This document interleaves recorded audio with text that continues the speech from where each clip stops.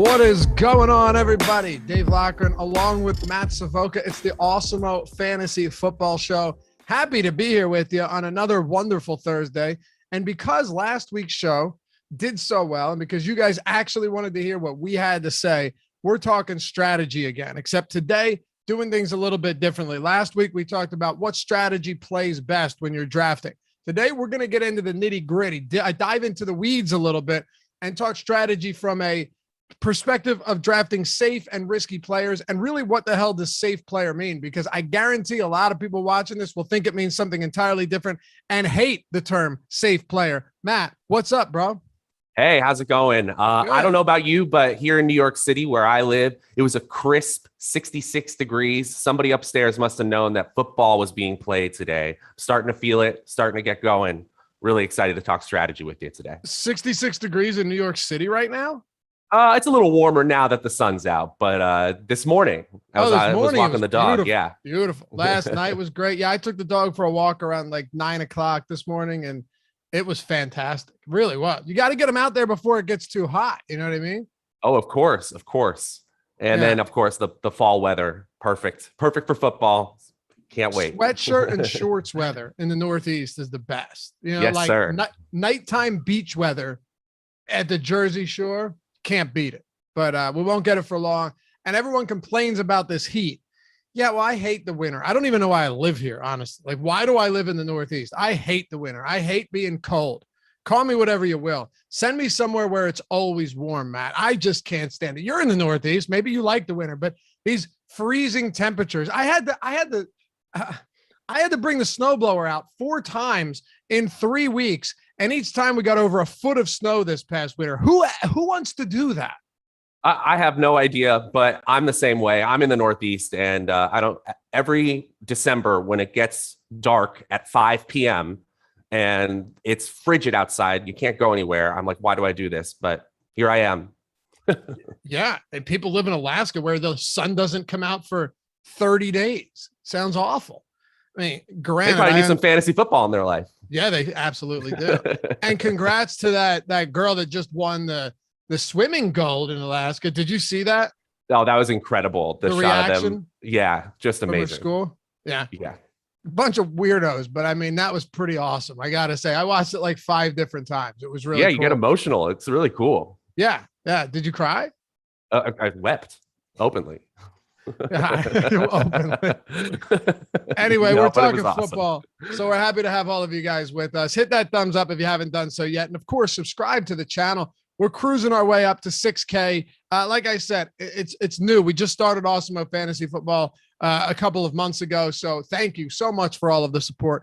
I sincerely mean that, because it's been really fun to put out videos and have you guys watch them. I mean, you know, I've been on the DFS channel here for like 4 years now. Been in the DFS game doing content since, 2013. I'm getting old, Matt. I'm getting real old. And Matt's been over on the DFS channel doing amazing NFL work. Hopefully you'll join us over there once DraftKings and FanDuel boot up and we're really in business. But this has been a ton of fun and a great change of pace. And the best part, Matt, I don't have to talk about baseball ever, and I couldn't be more thrilled.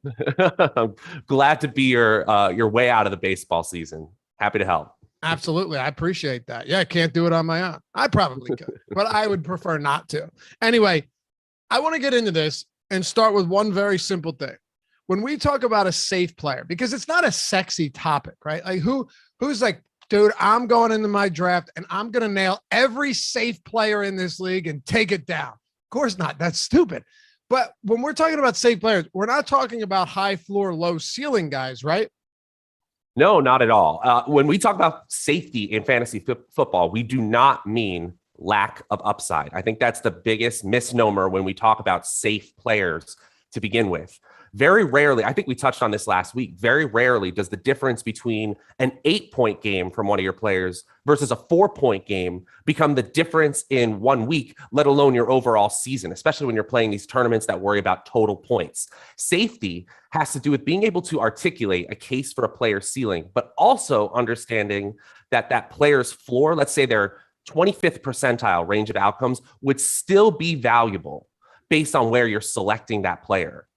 And, you know, we can go into this a little bit. The weekly volatility, that's the amount of change, the difference a player scores from week to week for all players from 2020 was about 6.5 points per game. So you have to weather that volatility, and that number keeps going up. For players who averaged 15 fantasy points per game last season, they had a weekly volatility of over 9 points per game.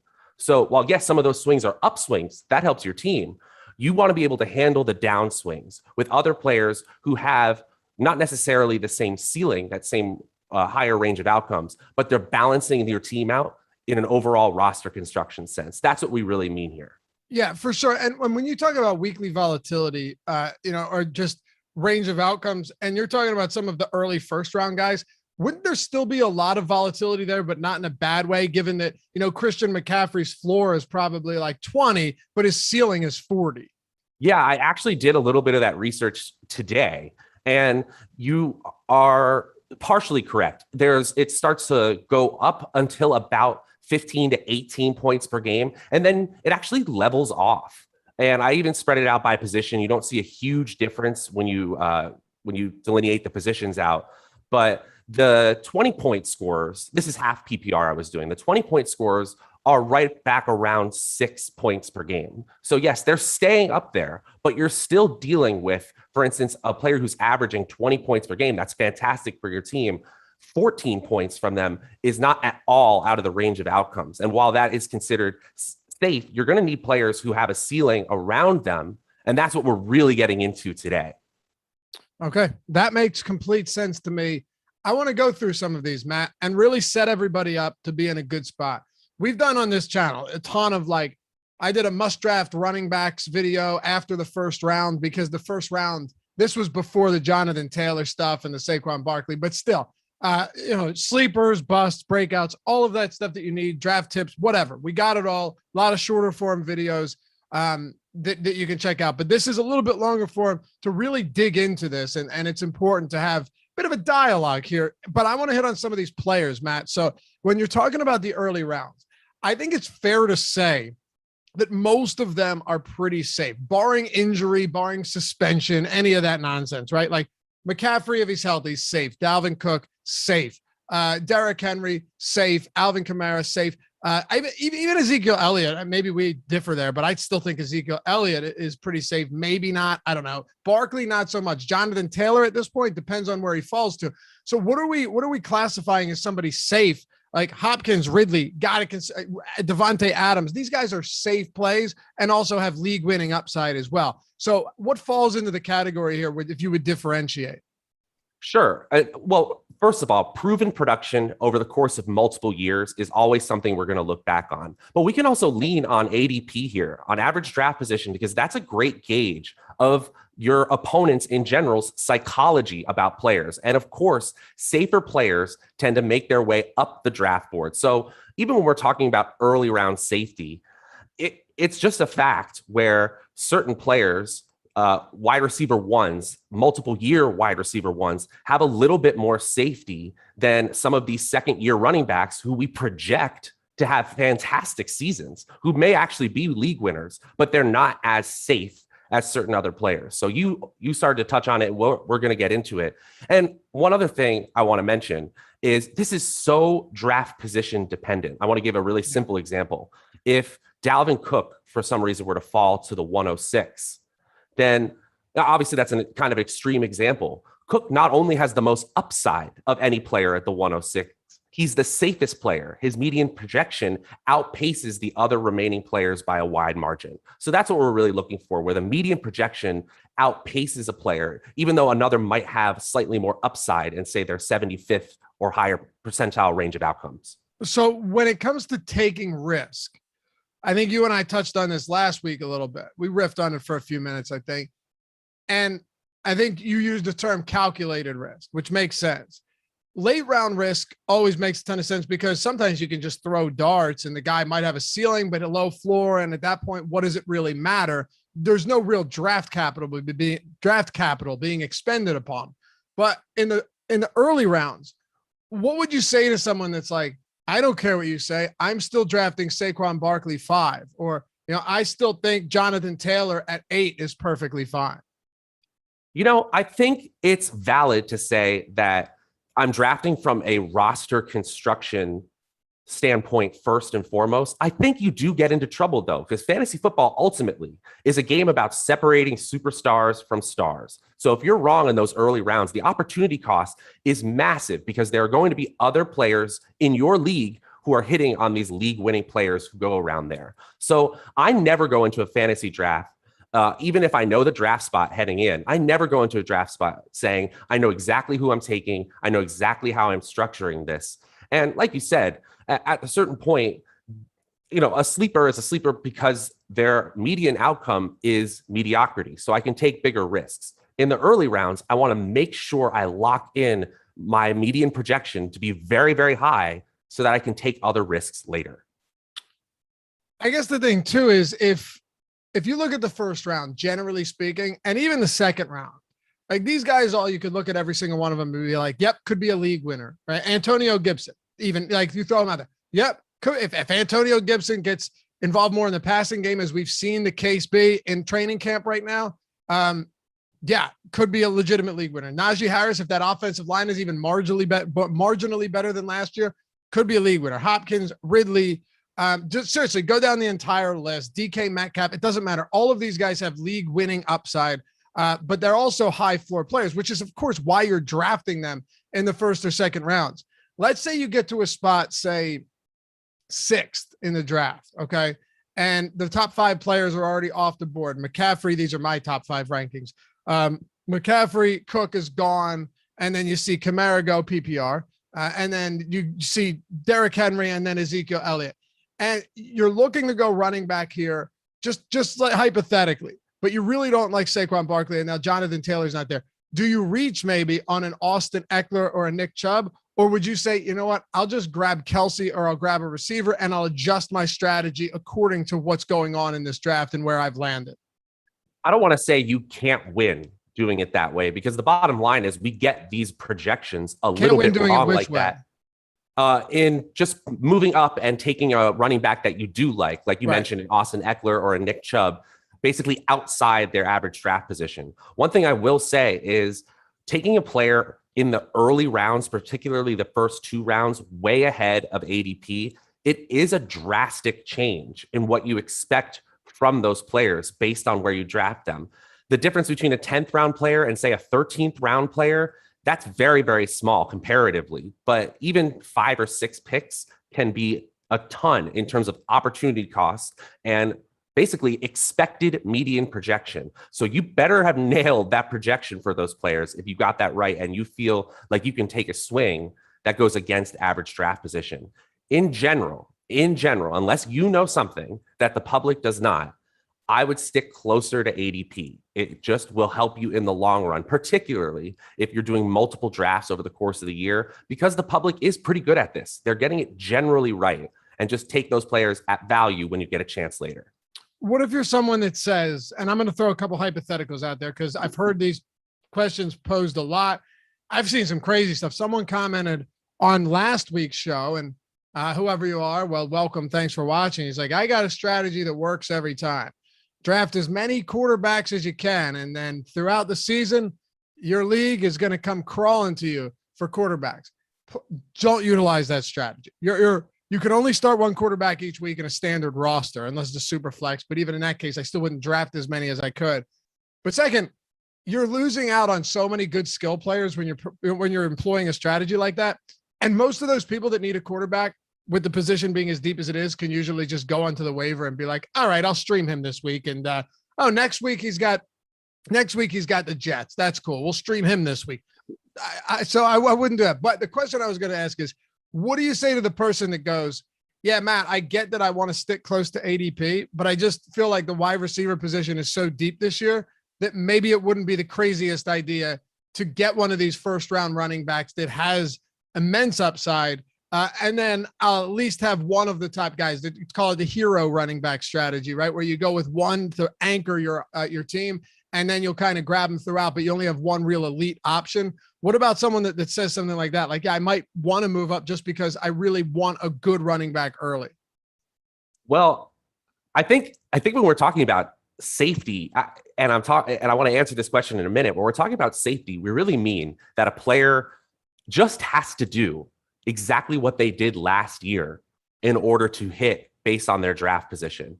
And you can't tell me, especially in the first round, that there isn't a good case to be made that Devontae Adams and Tyreek Hill and Stephon Diggs can't just do exactly what they did last year and pay off at their draft position.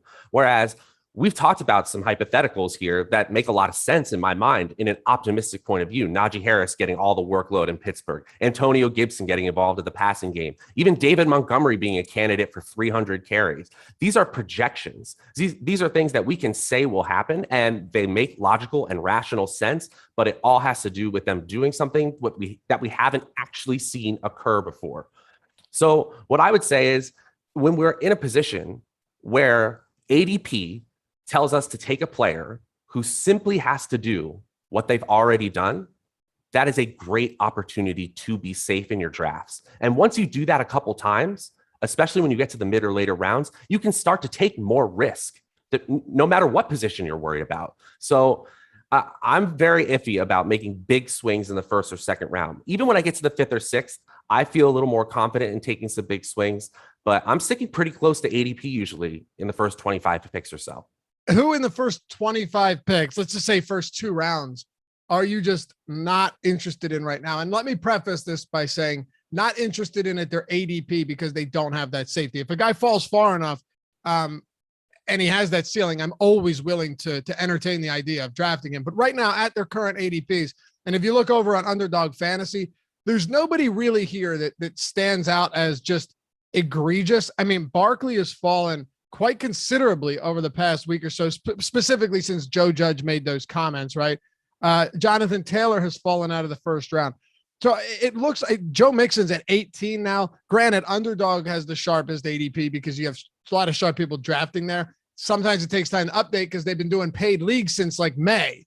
But at the same time, you're starting to see it balance out a little bit. And Clyde Edwards-Helaire, wow, all the way down to 23rd, which to me is just fantastic. But any guys that in the first 2, even 3 rounds, maybe that you're saying at that ADP, I'm just not confident.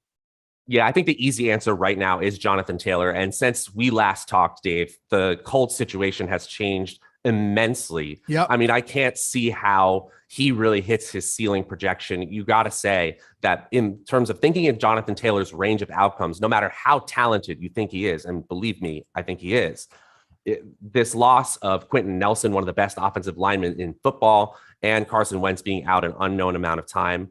Now, we weren't projecting Carson Wentz to be a world beater, but we were projecting for average to slightly below average quarterback play. Now we're not even sure if we're getting starting quarterback caliber play from this team. I hope we do, and I hope we see those 2 players back sooner rather than later, but I can't imagine spending my first round pick on Jonathan Taylor right now. So right now, that's the easiest answer. I also think there's a lot to be said about DK Metcalf. I know I'm going to be wrong about this and people are going to laugh. This is going to be on like Old Takes Exposed when he like goes for 1,212 touchdowns. Can't worry about that, man. Just let her rip. But Tyler Lockett had more expected fantasy points. And I know it was up and down for Lockett at the end of the year where he had a 20 target game. I think I had that insane game against Arizona, and then he kind of disappeared over the course of the year. But if you still look in things in terms of averages and medians, he is right there with DK Metcalf. So I can't imagine taking Metcalf at his current ADP. Still love the player, would love him when he falls. So I don't even disagree with that, but I'm just lower on the Seattle passing game in general. Like, I do not like Tyler Lockett this season. I really don't. 80% of his touchdowns came in 3 games. That's a lot. And I know you can make the argument like, well, yeah, but he's still really good. Sure, he's very good. Go look up how many games he finished outside of the top 20 at his position. It was like 11 times. Crazy numbers there. He's so volatile, Matt, that the expected fantasy points thing, I'll bring this up to you because you're more analytical in this sense than I am. In best ball, you're going to have those big weeks where he vaults you to the top. But if you're somebody that's drafting Tyler Lockett in the late 4th, early 5th round, that means you're drafting him as a starter. And that means that most likely, more than half of his weeks last year, specifically, this is fact, were just not good starter weeks at all. Is it really worth it? Unless you're in a damn rotisserie league where it's just total points. Is it worth it to draft a guy like that when he doesn't have, and not only safety, but he doesn't have weeks here. He'll go weeks on end. He'll go a month before he has a huge game. And at that point, what's it really going to help you? Yeah, I respect that opinion totally. And I buy it if you see him as a volatile player overall. But one thing, and you notice that we haven't actually mentioned this word at all yet in this stream about safety. Safety does not equate with consistency. I think a lot of people like the idea of their players being good for the exact same amount every single week. But just like we're talking about, and Tyler Lockett is an extreme example of this, these players vary tremendously from week to week. And one thing I will say, Dave, is that consistency from year to year is fairly inconsistent if you look at correlations. So I'm looking at the usage of Tyler Lockett. I'm looking at the usage of Russell Wilson and his two top wide receivers and seeing that Metcalf and Lockett could easily lead the league this year in terms of duos who take up total target share of Russell Wilson's offense, which we project to be top 10 in terms of efficiency. And one thing I've been coming around on, this is a little bit of a narrative take, is their new coordinator, who was the passing game coordinator of the Rams, a team that they struggled mightily with. I think we initially as a community kind of thought that they were making that hire because they wanted a more run-focused, Pete Carroll-esque kind of football, and it kind of soured our opinion of Russell Wilson. I'm starting to come around to the belief that we might actually see them just be a more pass-oriented, tempo-oriented offense. So I do want a piece of them. And while, again, I'm certainly not fading Metcalf all the way, I think it's very difficult to find a player who averages over a dozen expected fantasy points per game in drafts. And Tyler Lockett is one of the lowest or latest times in drafts that you can get that many expected fantasy points. So I'm all over that instead. Okay. Totally reasonable. He's up to 37 now on Underdog. Like for me, Julio Jones over Tyler Lockett. I just me too. Yes. Okay. But like they have identical ADPs now on Underdog. So I totally respect everything you're saying and it makes sense. My biggest problem is when basically 40% of your yards, targets, receptions, and 80% of your touchdowns come across 3 games. Why should safety not equate to consistency to some extent where you're not talking about a guy that bad games are 15, but sometimes bad games are 8 or 9. And like, do you never go into something looking at it going, all right, well, I could do this, but this guy is going to give me a very similar ceiling, but also more weekly consistency? I definitely do. And I do want to mention that Tyler Lockett is not on my list of safe players, but we kind of got I thought that's what you were saying. I'm sorry. Okay. Well, because like he's an extreme example. So I thought you were saying like he's on the verge, he's on the cusp of being safe. I got you. Okay. I'm glad we clarified that. Absolutely not. I think that Metcalf, I was saying it in terms of Metcalf being not a love of mine in terms of where he is at ADP this year. In terms of safety, I think you're exactly right.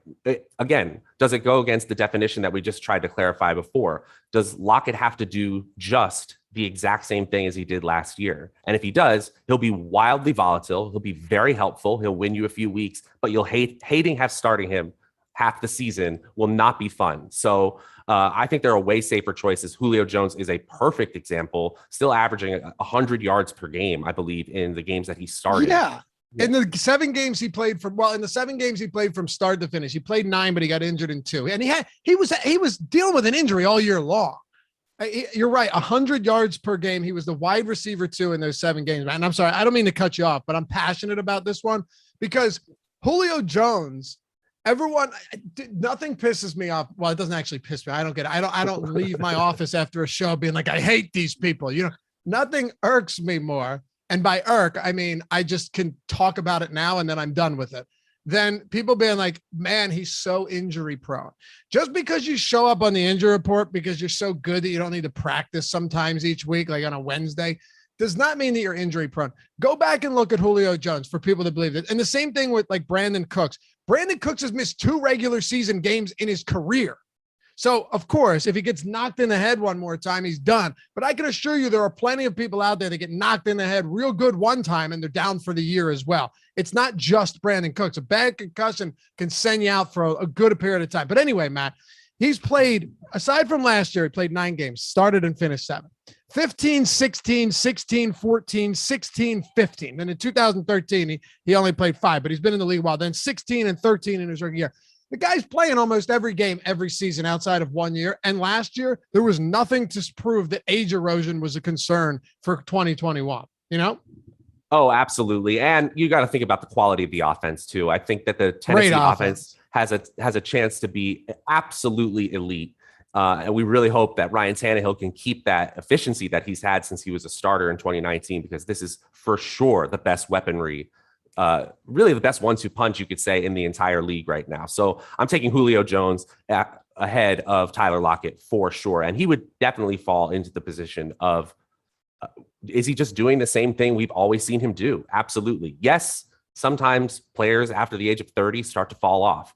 And it does stink to have that player when it's the year that drastic fall off happens. I remember Andre Johnson. That's the best example, man. And yes, that is in the range of outcomes for Julio Jones, but I want to take a chance on him. Absolutely this year. Yeah. Tannehill's really good. I mean, Tannehill's not a bad quarterback, and they run the ball. Sure, Arthur Smith is gone, but I'm not particularly worried about it. He supported 2 quality receivers last year, and one of them was Corey Davis. Why can't he do it this year? That's what I say. But looking at some of the middle rounds, Matt, because the early rounds are pretty easy for us to navigate through.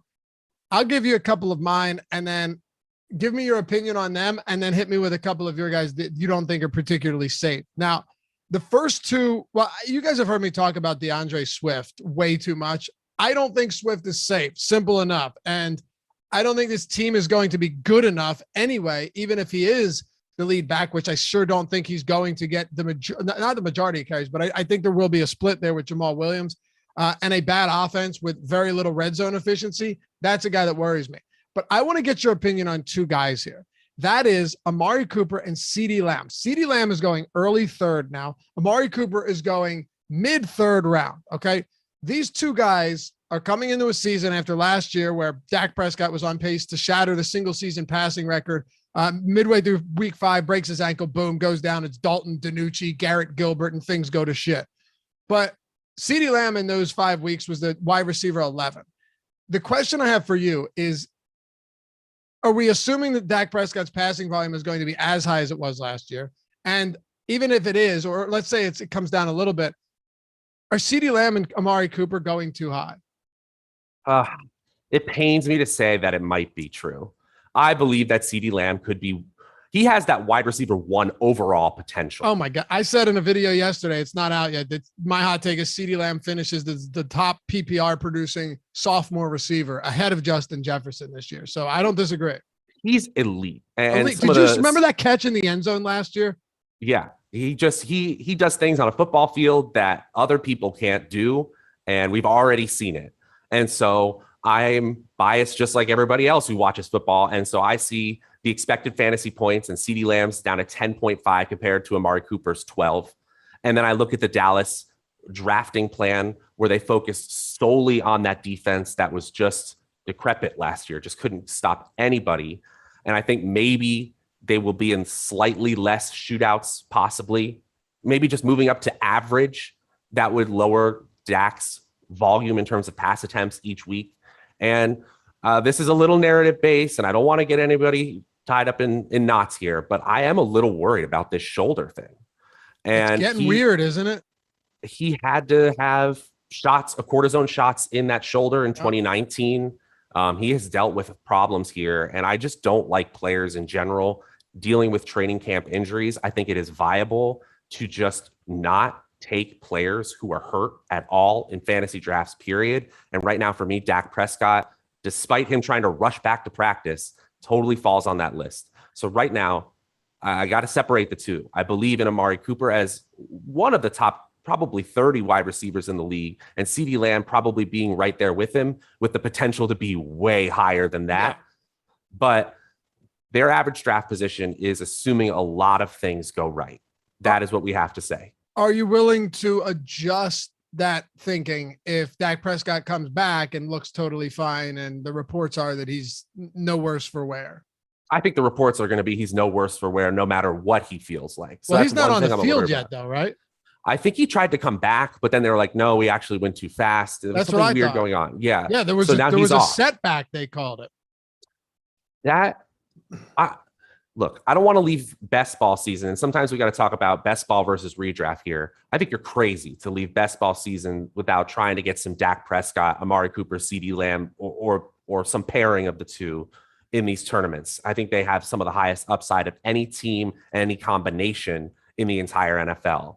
But it's definitely a situation where we're drafting them thinking that they could already achieve the ceiling projection for all involved.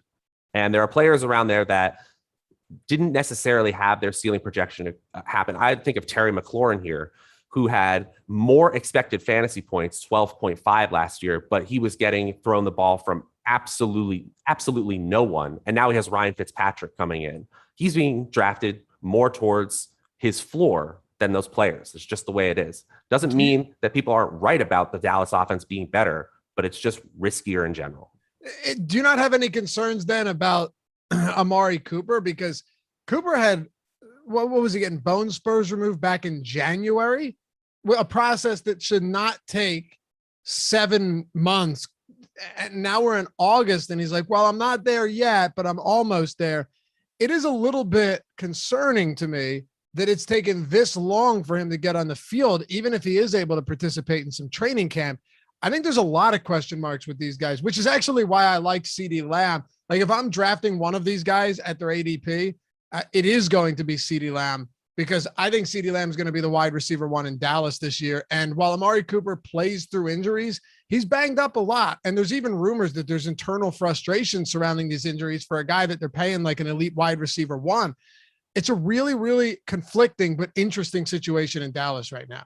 Well, I would probably feel the same way in that front office if I saw Ben DiNucci throwing to CeeDee Lamb in the end zone and he's just coming up with everything. Yeah. If I don't know if you saw that video, I'd feel like, okay, like that's our wide receiver one. So of course I have him. Well, did you hear what Prescott said from the sideline? No. When that was happening? You're talking about from a couple days ago? Yes, I am. Yeah. Dak Prescott was like, the one thing I don't like about being out is I don't get to play with my new toy. Now that doesn't sound like him, but I had to do it in a creepy voice because I don't get to play with my new toy. Just sounds a little creepy to me. I'll be honest. I mean, I get what he's saying. I understand, but when I read that, I was a little taken aback by it, Matt, but go ahead. Yeah. That sounds like somebody who really wants to throw CeeDee Lamb the ball this year. So I think that is a signal. I don't want to make too much of this camp noise, but that is a signal when the quarterback says, I can't wait to throw to this guy. Yeah, and a creepy signal, but a signal nonetheless. Yeah, exactly. And, I got to say, though, that clump of wide receivers, I love situations where draft position dictates that I can start taking wide receivers at that point, no matter what type of draft I'm in. Just looking at my own rankings, and I got a clump of wide receivers that I absolutely love. I think you can take Amari Cooper or CeeDee Lamb at their ADP right now, but then Julio Jones, Terry McLaurin, Mike Evans, Chris Godwin. I think Robert Woods is being highly underrated based on the way that Stafford could really change that offense. So if I'm at a point where I can take wide receivers, talk about safe. Those are fantastic players that you can start to, especially if your draft is like a super flex or quarterback runs have happened early. These are players that start to fall and you can get great value for them. I have a good one for you in the middle rounds. Hopefully you guys are enjoying this, because for us to be able to discuss safe players, we got to go over some of these either ors or just straight ADP questions, whether or not they're safe enough to get to. But if you want to actually take some of this information and parlay it into real practice, and I mean practice, the act of doing this, right? Whether you want to do paid or whatnot, Underdog Fantasy is the place to be. It's amazing. Best ball is the best thing we've had since PPR leagues took over standard. It is awesome. You could do it anytime. The drafts don't take long at all. I did a draft the other day. It took 40 minutes. It was awesome. 30-minute clocks, or maybe you don't have time for that. Maybe you've got a burgeoning family at home and life is on the rise and you just don't have time because you're working. Well, you can do slow drafts, 8 hours. It's great, Matt. Whatever you want to do. The interface, the UI is awesome. You could do it from your desktop, laptop, iPhone, whatever it is, Android, iPad, wherever you want to do. I don't think you can do it from your Apple Watch, but anywhere else you can do it. It's super slick, very smooth. And they just introduced the Puppy 2. The first one filled up in like mid-July, which is crazy.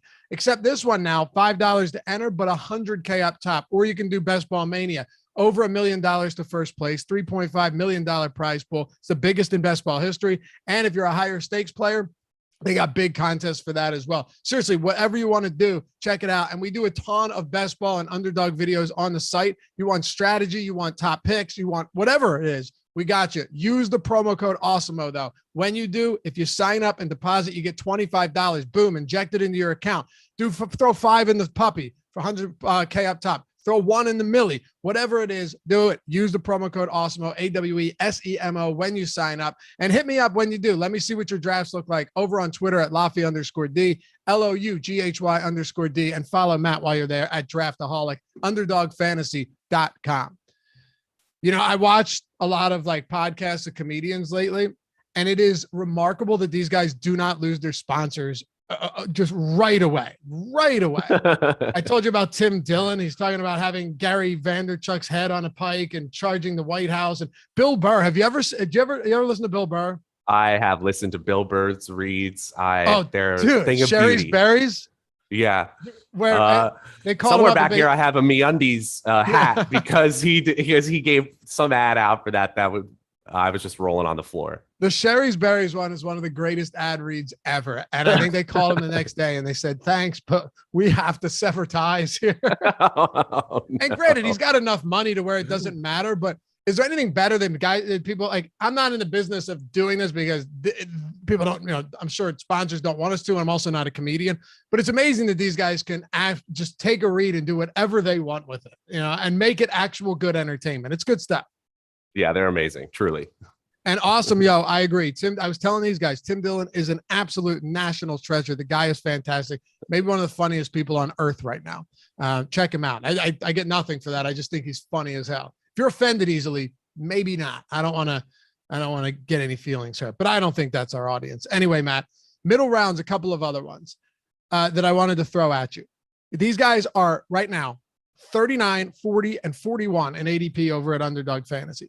Chris Godwin, Cooper Kupp, who had a down season, but the year before that, double-digit scores now he has Matthew Stafford, and DJ Moore, who was 1,000+ yard receiver last year, not a ton of scores, but that was with a conservative Teddy Bridgewater. Now he has Sam Darnold, kind of an unknown going into a situation with a better coaching staff and clearly the best weapons he's ever had. What say you of the 38, 39, and 34, the 17, 18, and 19 receivers off the board? Who's the safest? Who do you like most at their ADP, but also has a nice ceiling? Ooh, that's tough. And bottom line is you're going to be making these tough decisions because you're probably only going to get one of them. If you look at it in terms of expected fantasy points, in terms of just the offense that they played in, DJ Moore is going to look really good here because the other two players are a little bit more reliant on efficiency. If you look at games with 7+ targets, DJ Moore had the most, actually tied with Kupp. If you look at games with 8+ targets, DJ Moore had the most. 9+ DJ Moore, 10+ DJ Moore. No McCaffrey, though. No McCaffrey, though. That definitely does change things, but they threw to Mike Davis plenty. Yeah, but not as, he's still Mike Davis, right? To me, the loss of Curtis Samuel, even though I believe in Terrace Marshall, the rookie, overall, the loss of Curtis Samuel, I think balances the fact that McCaffrey is going to come back. That's fair. Because they didn't throw to Mike Davis a small amount. I believe he had 5 targets a game. Yeah, he had 5 targets a game, but McCaffrey had 143 targets the year before that and 124 the year before that. So I know Davis only started 12 games last year. He had 70 targets, so it's nothing to sneeze at. But I mean, McCaffrey's target share is just absurd. Maybe they'll tamp it down a little bit and they won't have to throw to him 140 times. I don't know. But I'm actually going to surprise you here. I think you want a piece of the Tampa Bay offense. And I think Chris Godwin as a talent is actually going a little bit underrated right now because he's the second wide receiver on his team.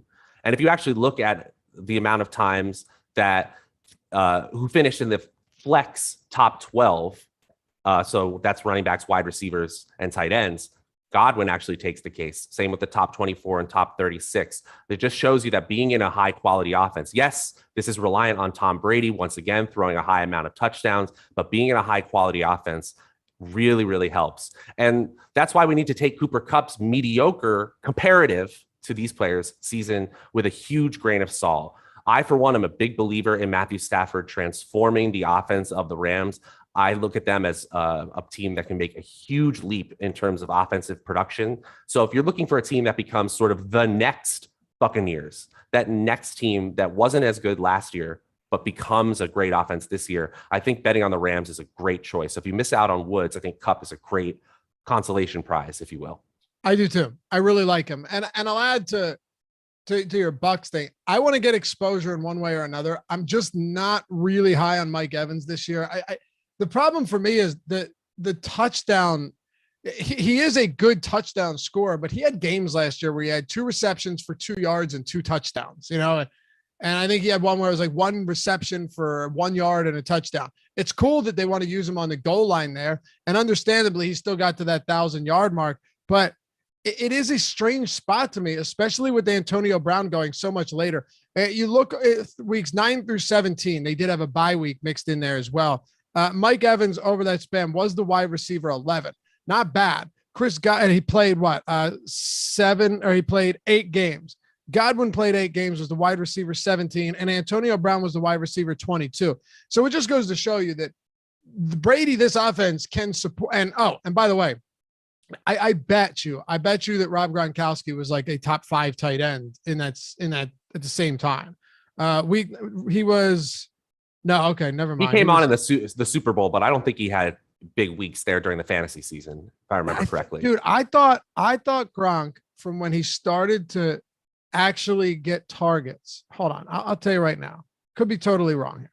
So the one thing I will say as you're looking this up is that please. this is a great inflection point where you can start to think about, what do I really care about in fantasy football? Can I predict touchdowns better than the general public? Because yes, while touchdowns are the things that are going to win us our weeks, the things that lead to touchdowns are opportunity. And so when you just look at the difference in opportunity, assuming a similar score for each player from year to year, DJ Moore has games of 100, way more games of 100 plus air yards, way more games of 90 plus and 75 plus air yards. And compared to Chris Godwin, he had almost 40 more air yards per game. So the Joe Brady offense is really trying to feature more, even if Anderson is still very good on the other side. And comparing it to Godwin and Kupp, he really is at another level of opportunity.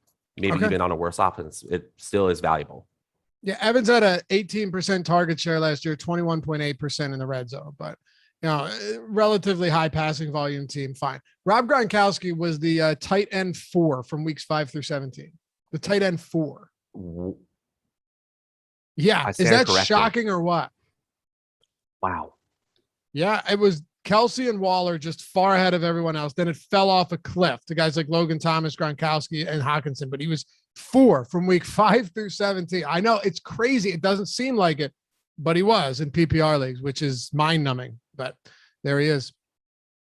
Matt, any other mid-range guys before we go to the later rounds that you think are safe enough to really want to get your hands on this year and get them into as many lineups as possible?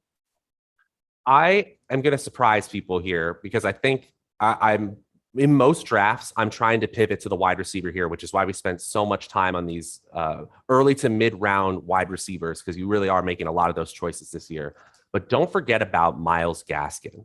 Currently going as the running back 24 in drafts. Gaskin, I think, offers a lot of usage-based floor in Miami. But if that Miami offense is able to improve just slightly over last year with Tua Tagovailoa under center, Gaskin could have another year where he drastically outperforms his ADP, even though he barely had a draft position last year. He ranked in the top 24 flex players and expected fantasy points more times than basically everybody else in the draft here he's with, more than Miles Sanders, more than Josh Jacobs, more than David Montgomery, Chris Carson, J.K. Dobbins. So Gaskin produced, and he produced without needing touchdowns, which could obviously come if that offense gets better. He was second in terms of expected fantasy points that came from non-touchdowns in that group. So there's a lot of upside with Gaskin, and we project a lot of usage. Those are two great things if you're looking for a running back in that so-called dead zone. Do you remember how many touchdowns Adam Thielen had last year? 14. 14. 14 touchdowns, right? That nice get or nice recall there. He played 15 games. He had 14 touchdowns. If you're talking about sure touchdowns are volatile, but opportunities really aren't, does that mean that Adam Thielen to you at an ADP right now, he continues to fall of 47 is viable? Or do you worry that Irv Smith becomes more valuable and more available and they just run the ball a ton? Where are you at on Thielen? I like Thielen at his ADP.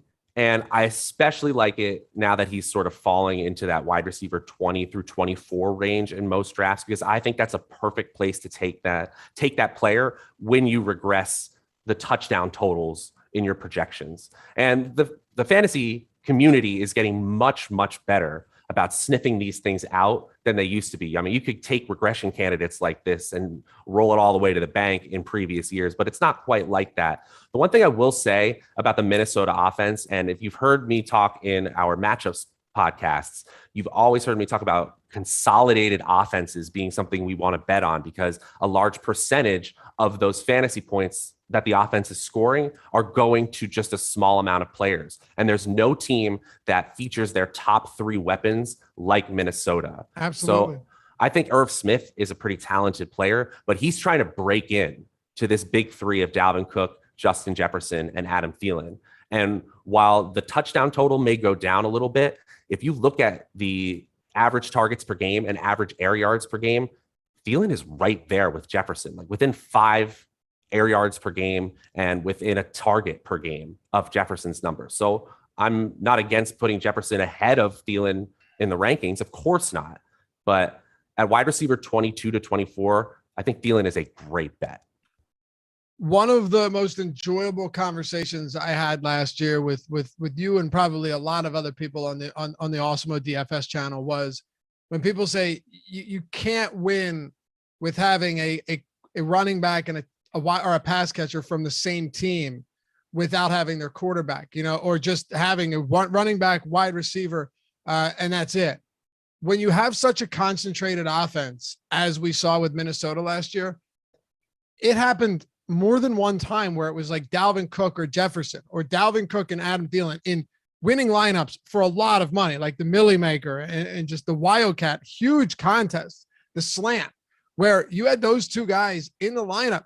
And we saw it happen with other teams as well, Matt. AJ Brown and Derrick Henry, there were weeks where both of them went off and were 2 guys in the same lineup without the quarterback.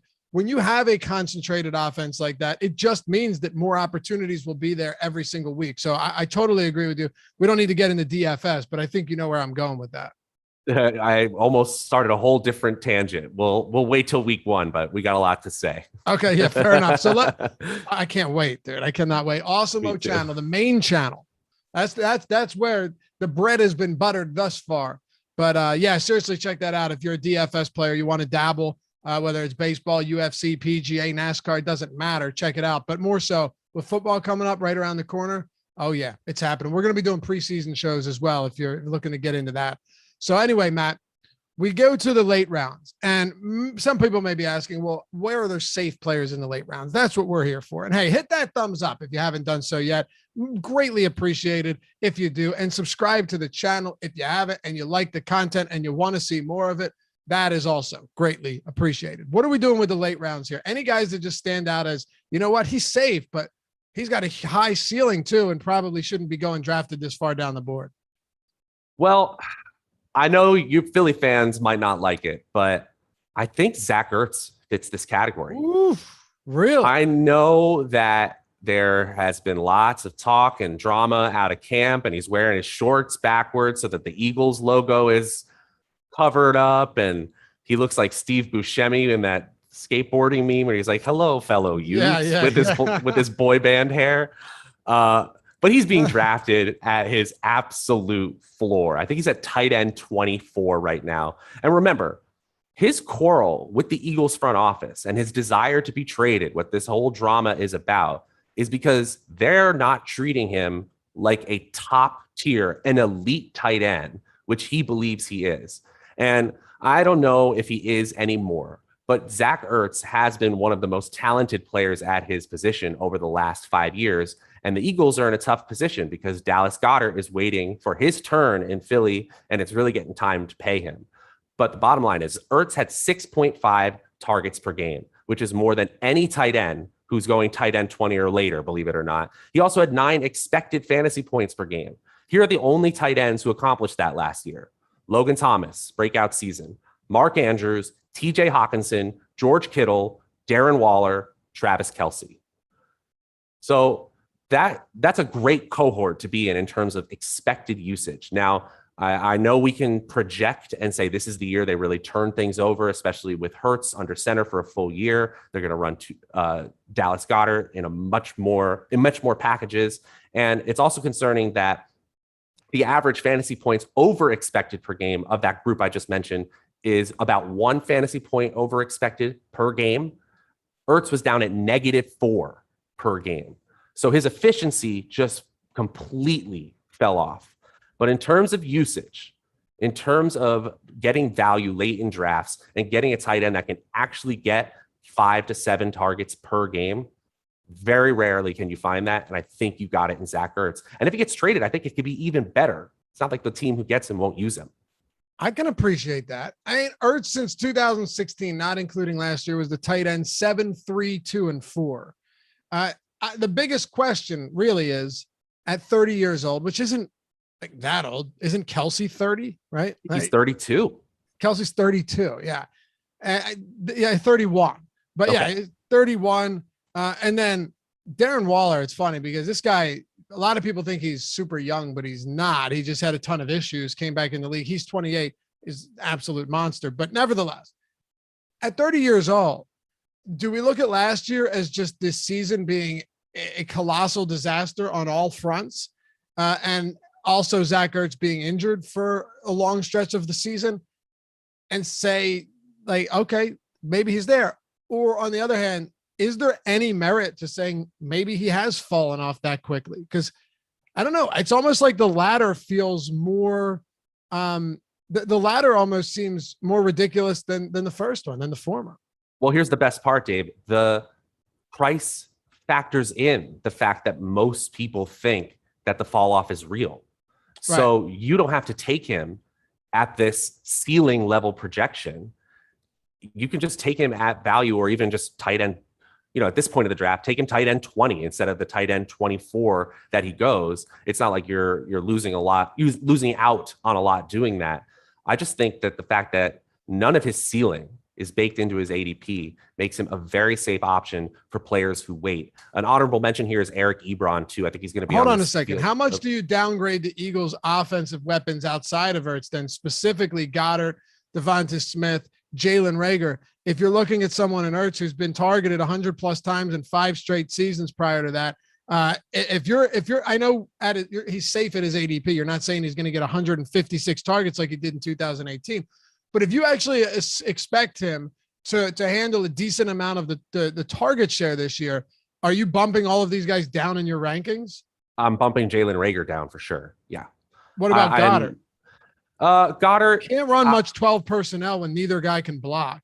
They do run a ton of 2 tight end sets, but they're going to have to do something else this year. I think they're going to protect Ertz. So I think I do project them to run a lot of 2 tight end sets. But if you're asking me, who do I take targets away from the most to bump Ertz up? It's Reagor. I'm not in. I just don't think they nailed that pick. We certainly know how their second round pick prior to that, JJ Arcega-Whiteside, worked for them. So I'm hoping that Jalen Reagor steps it up this year, but I think it's very reasonable to say that, no, actually, Ertz is just a better player right now, and he's going to command his target share. Okay. Talk to me about Ebron, who was 4th in red zone targets at his position last season. Yeah, obviously, he got a lot of usage near the goal line, and there is an easy argument that there is no way that the Steelers pass as often as they did last season. They just can't. But again, we're always talking about draft position here, and he's being drafted around players who had things like 5 expected fantasy points, 4.5 expected fantasy points. I see in my rankings, like Adam Troutman had 2.5 expected fantasy points per game. Eric Ebron sitting there at 8.5 expected fantasy points per game. The usage that he got last year, though it's volatile, though we believe in those 3 top wide receivers being the main carriers of the Steelers offense, I think Eric Ebron is just kind of being forgotten about in those later rounds. Not the sexy youth draft pick like the other players near him, but I think you could get good bang for your buck, solid value there.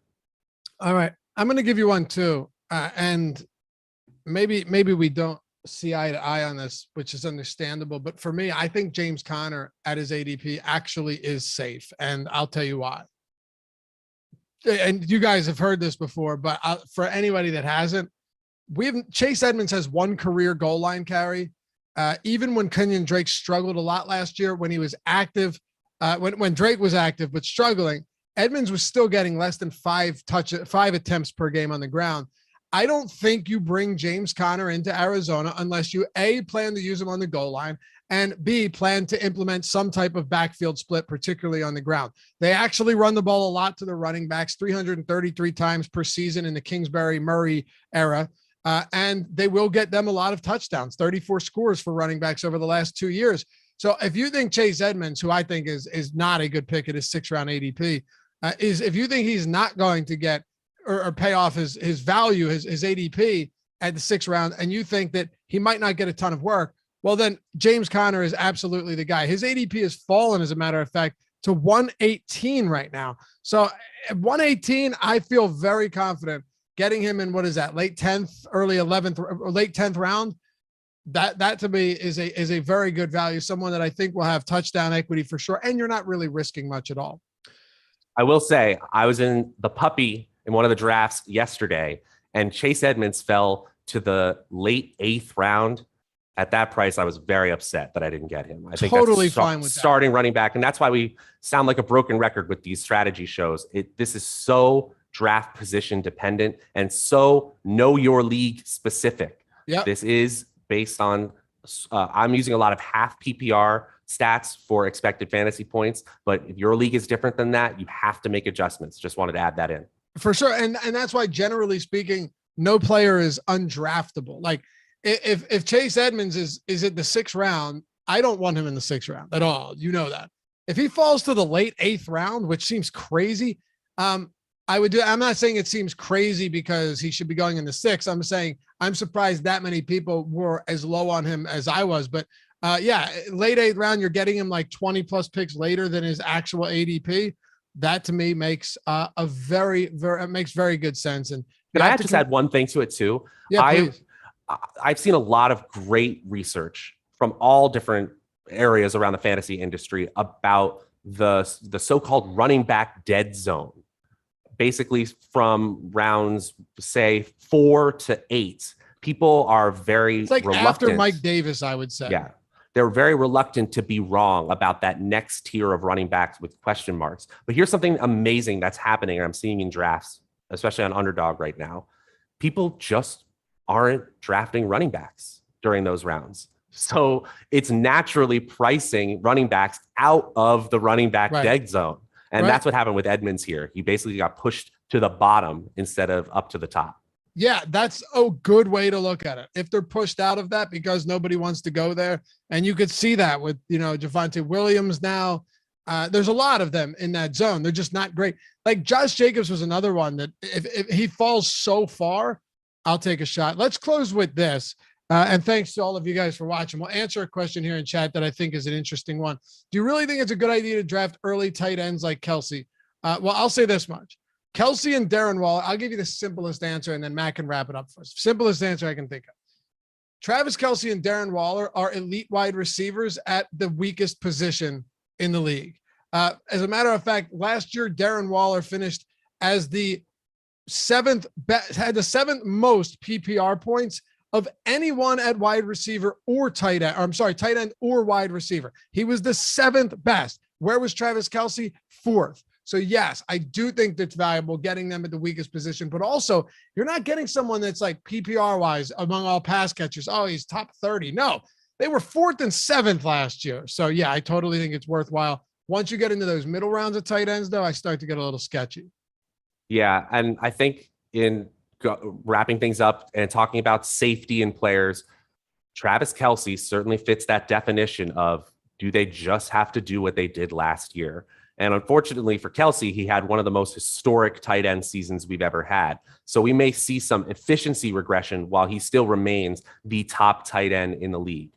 The way that he is unsafe is based simply on the position he plays. Tight end is a ruthless position. We talked a little bit about it last week, where the tight end position often has trouble staying on the field, especially high usage, high ADP tight ends. But the only way that Kelce fails, in my opinion, is an injury to himself or Patrick Mahomes. Right. And that can be said about any player, any team, any QB receiver combination. So I prefer Kelce. I wish he were the 108, 109. I really feel like that would be more fair. And maybe we'll see some variance, some running backs get pushed up. And as Devontae Adams and Rodgers get on the same page and re-solidify. But man, 105, where he's often going, that is really steep. If you guys like these shows, tell your friends about it. I understand you might not want to tell the people in your leagues about it, but everybody else, shout out from the rooftops. It's greatly appreciated. And if you want to check out Underdog Fantasy, the best ball you're going to play out there, use the promo code Awesemo, AWESEMO. When you sign up, you'll get $25 upon signing up and depositing. Go win some money over there this year. You don't have to work your roster throughout the year, take shitty trade offers, none of that stuff. Pluck guys off the waiver wire every week. Draft your lineup, let it optimize itself for your best starting lineup each week, and try and take something down. Awesemo is the promo code Underdog Fantasy. Appreciate you guys. Follow Matt at Draftaholic, myself at Laffy_D, and we'll catch you back here for the next one on the Awesemo Fantasy Football Show. Peace.